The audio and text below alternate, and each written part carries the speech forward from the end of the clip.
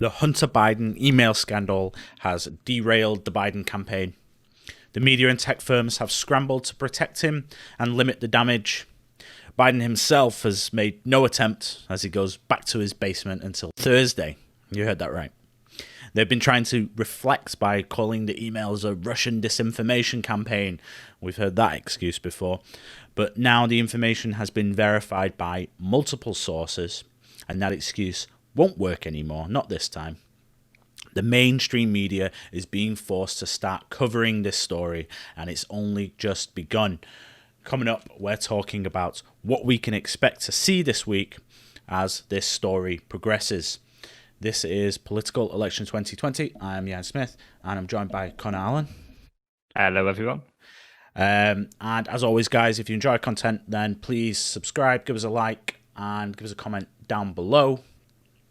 We love having discussions in the comments section with everyone. We reply to every comment as quickly as we can. But as always, and especially on this story, the best thing you can do is share the video, share it on your social medias, make sure that people know about this, because right now it isn't being covered. And, you know, more on that to come. But right now it isn't, and people need to hear about this. The media, the tech firms, they're trying to suppress it, and we have to do our bit. So, let's jump into it. Connor.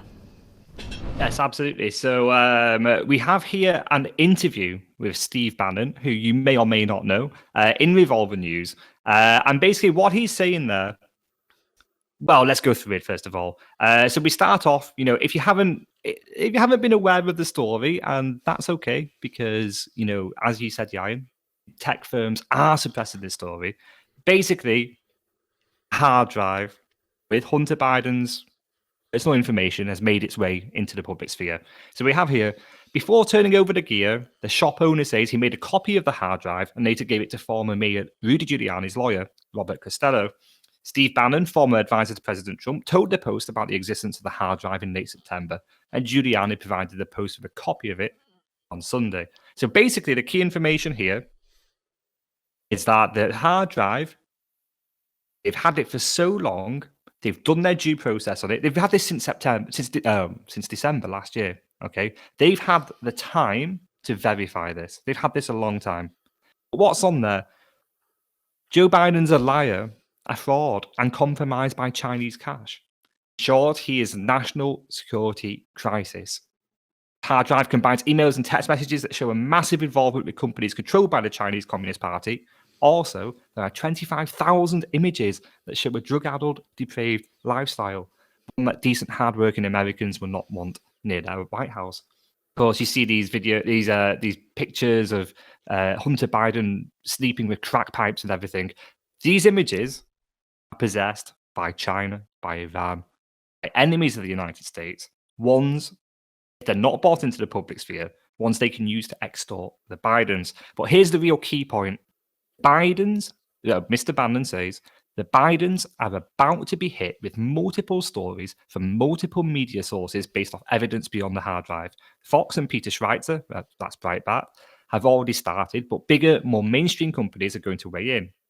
They've already set in motion the various apparatuses that will release everything. This is key. New things are going to come out. More information is going to come out. Then finally, Murdoch's team at their Post is as sophisticated and tough as there are in all media. They've had the metadata and they've signed off to go forward. The Biden campaign has yet to say these emails or photos are not real. The reason? Hunter's lawyer sent emails trying to recover the hard drive. These are real. The Bidens know they're real, and they're going to have to deal with that reality. So, to summarize, the emails are real. They've been verified as real. They've had a long time to verify these emails. And we have a hell of a lot more to come. What do you think, Ryan? Well, this is it. And I think, although right at the beginning, those that didn't have access to this information, obviously outside of the New York Post in the media, were, you know, happy to call it a Russian disinformation campaign or whatever. I mean, you know, they probably truly believe that. You know, they fell hook, line, and sinker for the Russia hoax, and despite it being discredited, and we've talked about this before, they still, you know, have that semblance of belief in their mind. Oh, actually, no, yes, Trump is still a pawn of Putin, and they still parrot those talking points, like, like nothing happened, like we didn't discredit all of this, like it didn't all come out as a hoax. So it's no surprise that they initially think that, but the reality is that as this story continues to move forward, and it will, because you can't hush this away, the media, or at least the conservative media right now, are still going to continue reporting on this and still going to continue processing the information in these emails and building a picture of what happened. The Senate are weighing in now in the Judiciary Committee and putting it under investigation. So the issue for the media is, and the mainstream media, if this scandal is proven to be true, which it looks like it's, we've got a lot of evidence to suggest that already, then they're going to end up with so much egg on their face when they didn't cover. When you think about this, CNN, MSN, BC, or whatever, NBC, ABC, all of these big left-wing biased news networks, if it comes out in 3 months that this story is verifiably true, that all the due diligence has been done, and this is the biggest scandal in American political history, and large swaths of the mainstream media didn't even cover the story, then they're just going to be absolutely outed as the massive hacks that they are, and shills for the Democratic Party. They have to cover this. Once it can be verified, they have to cover this, and Bannon is basically indicating to us that that's what's going to happen. Yes, absolutely. I mean, it's so interesting, isn't it? Because you can see a real crisis brewing in trust in these institutions. I mean, the mainstream media, conservatives have been saying the mainstream media is biased for a long time. But when the American people see that the media, not just the mainstream media, Twitter and Facebook too, have been complicit in covering up one of the largest, as you say, the largest scandal since Watergate, possibly even bigger than Watergate. There's going to be a reckoning, isn't there? How do we even begin to fix this? It just baffles the mind. And as you say, once the emails are indisputably verified, it's going to. It's like a volcano, isn't it? I've said this to you a few times. It's like a volcano, and there's pressure building underneath. That's conservatives sharing it. It's the conservative reporting on it. But eventually, that pressure can't be contained, and it's just going to blow forward, and there's going to be hell to pay.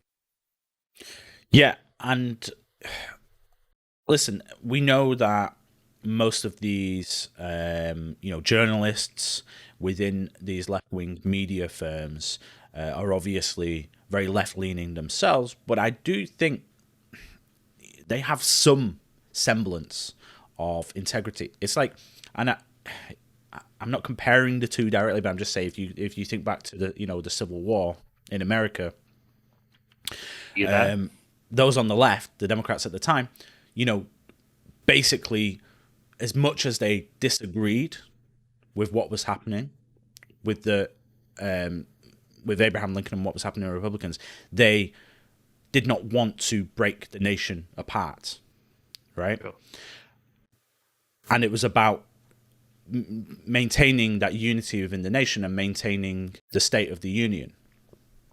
And I think that there is a kind of pressure on the mainstream media, journalists within the mainstream media, to make sure that once this is verified, and they can see that it's verified, as it is being verified now, that they have to come out and cover it, because otherwise, it's like you say, you put it perfectly, they would have been complicit in covering up a scandal for a potential president as he's running in his election campaign, and it would just brew up this huge crisis that would just destroy all public trust in mainstream media, in technology firms, social media firms. If 6 months from now we're looking at irrefutable, undeniable proof that Biden is corrupt and he's involved, and his son is involved in all of these nefarious activities in China and the Ukraine, and the media was complicit in covering up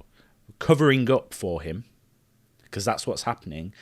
I mean, like, that would be an even bigger crisis than the actual Biden crisis itself. Absolutely. People in America would just completely lose trust in all of these institutions, and it would take a long, long time to recover from that. So I just think a lot of these people in the media, they know that, and that will weigh in on their conscience, and they will be forced to start looking into this and actually covering it themselves. They have no choice.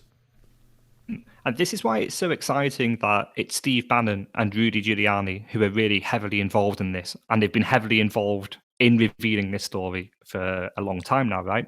Because they know this. They know exactly, as you just said, that at some point you can force the media to start covering this story. They've planned this out. And Bannon is saying in this article, things are going to come out, multiple sources, they have multiple things yet to be released. It's a very, very, I don't want to say exciting because it's really disgusting, isn't it? Yeah. But we'd rather say it's a very scary time for Biden at the moment. Yeah, certainly. And he's gone into hiding. He's in the basement. He says he's not coming out till Thursday, which, as far as I'm concerned, is just more admission to his guilt. So, I mean, taking a week off the week before the election, like, are you crazy? yeah, and obviously Harris is in, self quarantine. I mean, you wouldn't believe that there are two tickets here, two viable tickets for this presidency. You'd think Trump is just running unopposed at this point. Yeah, so listen, as always, as this story progresses, we will be covering it and trying to give you the information and break it down and analyze it as best we can to give you a bit of insight into actually what's going on, because there's going to be so many voices talking over one another. It will be hard to see through all of the fog and figure out exactly what is happening. So if you do enjoy this content, as always, subscribe, like, give us a comment down below. Any questions, we will reply. Always reply to questions, always reply to comments. And as always, thank you for watching, and we will see you in the next one.